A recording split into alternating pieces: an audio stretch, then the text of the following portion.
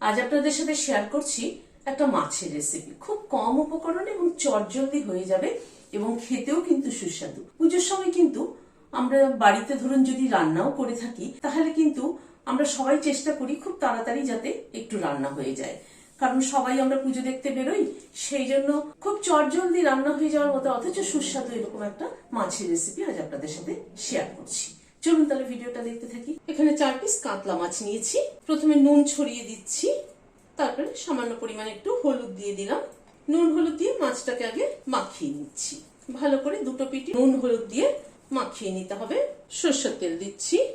তেলটা গরম হওয়ার পরে মাছটা ছেড়ে দিচ্ছি।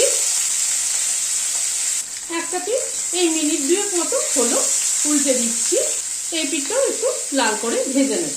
উল্টে পাল্টে মাছটাকে লাল করে ভেজে নিলাম, তুলে নিচ্ছি। মাছটা তুলে নেওয়ার পরে যেটুকু তেল আছে তাতে এখানে একটা পেঁয়াজ কুচি করে নিয়েছি, সেটা দিয়ে দিলাম।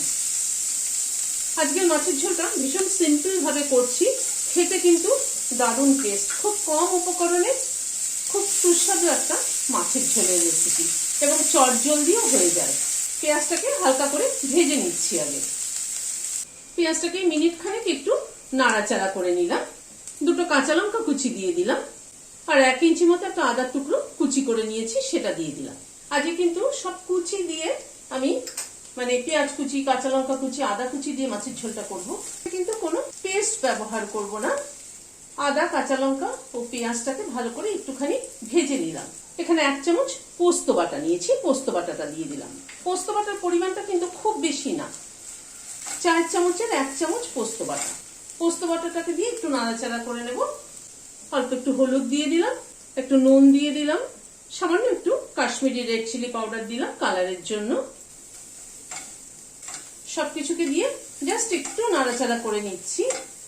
এখানে একটা নারকেলের অর্ধেকটা মালা দুধ করে নিয়েছি, দিয়ে দিলাম।